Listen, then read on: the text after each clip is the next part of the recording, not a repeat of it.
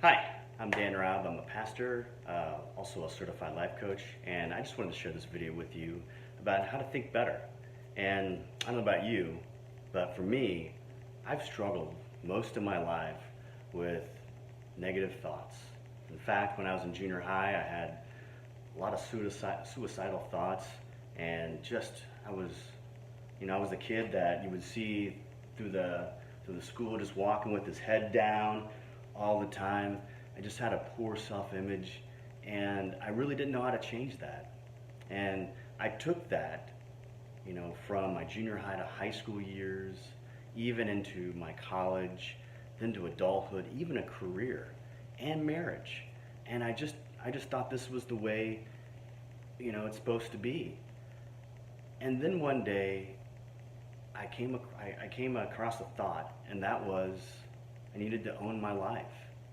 And owning my life meant owning my thoughts and my feelings and my actions. I never really thought about it before. And so I want to share in this video just 3 concepts on how you can think better in your life. And it'll help you because you'll think better about yourself. And in all honesty, we're all doing the best we can. We are. And we need to give ourselves a break. So the first concept is just simply choose who you want to be. Right? Doesn't that sound simple? Just choose who you want to be.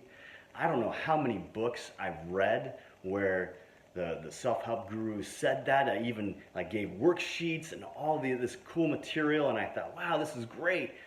However, I didn't do it. And after years of all these books I was reading and even hearing on tape and CD, YouTube videos, I finally decided just to do it. And so I sat down with a pen and paper and just started writing out, the things that I wanted to be, the values that I wanted to have. For me, to help you, is that I wrote down love was an important aspect in my life. I wanted to be known as a loving person, not as a judgmental person. I had been a judgmental person with all of my, negative thought life, and I didn't want to do that anymore. I judged myself, and so I put that down. I put down I wanted to be known as a gracious person. I wanted people, not to see me as somebody who is like a jerk, basically. There's other things you can put down too. I put down freedom. Freedom was an important thing. Hustle, that was also important to me. So compassion. So just for yourself, just write down words that are really important to you that you want to reflect in your life. And the reason why that's important is because when you write those words down, that's where you can start to filter your thoughts through those words. And you can start to say, well, if I'm judging this person over here for the way they drive, that conflicts with my aspect with love. So that's something I need to filter out. So that's why it's important to choose who you want to be. The next thing is simply to question yet love your thoughts. Now, I heard about this concept when I read the book by Mark Coleman, Make Peace with Your Mind. Mark Coleman, in fact, just to give a shout out to Justin Stenstrom, I heard it on his podcast. I believe it was the Elite Man podcast. Check it out, a lot of good stuff in there. But he had Mark Coleman on there, and he talked about questioning his thoughts. And our thoughts come from someplace. Our thoughts, they come from those deep parts of us, those beliefs that we have. Maybe it's a belief that we couldn't do something. Why would I want to try? Because it's never gonna happen. Well, that negative thinking comes from that belief about ourselves, which, going back to the first concept, is so important to choose who you want to be. So when I say question but love your thoughts, here's what I mean. Since your thoughts come from someplace, love them. They are coming from you, but love them. And loving them doesn't always mean to simply just, to act upon them or to do something, but it just simply means to notice them in a loving way. Now, our thoughts affect our feelings, and our feelings affect our actions, and our actions become our behaviors and our habits. So that's why it's so critical to think, if you want to get better results in your life, just to think better about yourself and about others. So I really encourage you to do that. Question your thoughts. When they pop up and you're like, what, where did that come from? Just say, hey, that's not who I am. But acknowledge the thought. I just want to pause just for a second and just say, I'm not saying that when you have negative thoughts and it evolves into your feelings that you don't acknowledge your feelings.